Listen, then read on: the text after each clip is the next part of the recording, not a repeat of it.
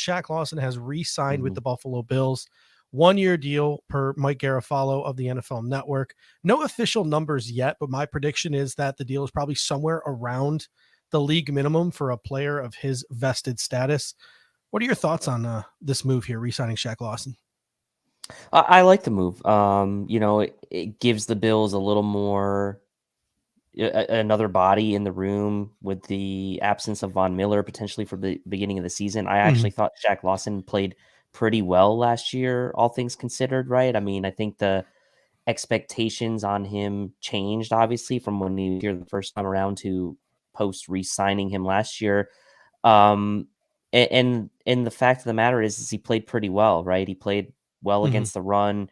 He's not really known as a pass rusher, but did contribute a little bit in that regard last year. But overall, just a solid player to have on the roster.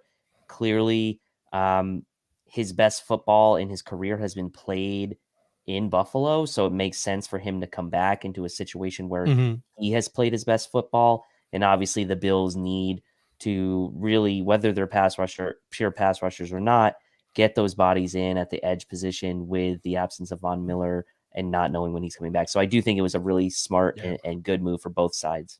Yeah, RJ Melville comes in and says it's the 1.7 million with incentives, the being special. It might even be less than that because the Buffalo Bills, or more than that, really, because the Buffalo Bills don't have to worry about how much they're paying Shaq Lawson in terms of the compensatory pick formula because he is a re-signing.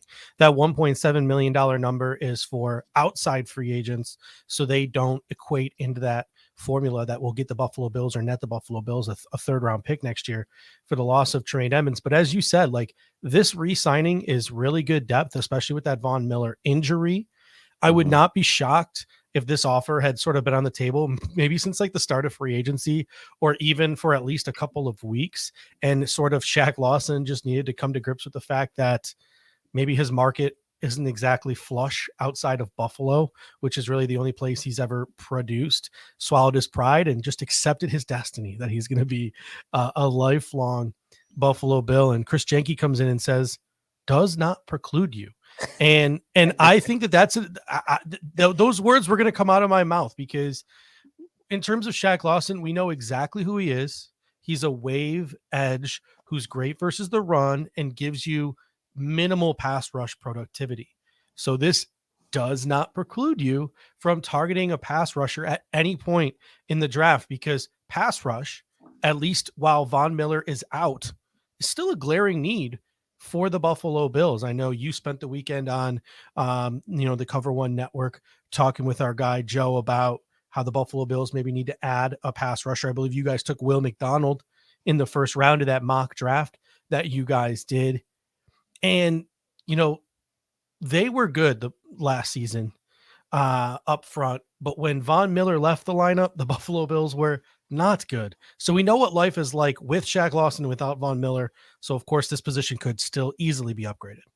And I think the key here is we have to really break down the group, right? Mhm. And really understand what we have in the room. And what we have in the room right now, in the absence of Von Miller, is a lot of bigger bodied, sort of edge setting type of edge players, I'll say.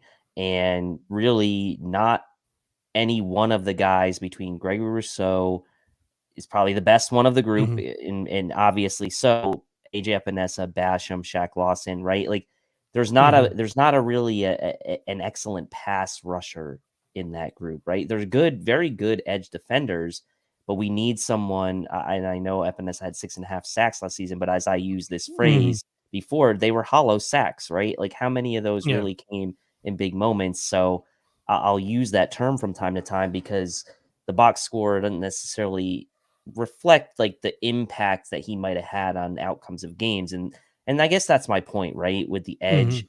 room is if you're the Bills and you're going in this draft and you feel like it does not preclude you to to to stop yourselves from We got to drafting get an a edge rusher. bottle of liquor from whatever we say Yeah, doesn't it's preclude you on at this bingo. point. Like it needs to be someone stylistically that's closer to Von Miller. And this is the point I made with Joe on Joe's show. Mhm. The review was like, this is why we went for a guy like Will McDonald in the first round. It was an interesting mock. We were not allowed to do trades. The board really did not fall well for us at all.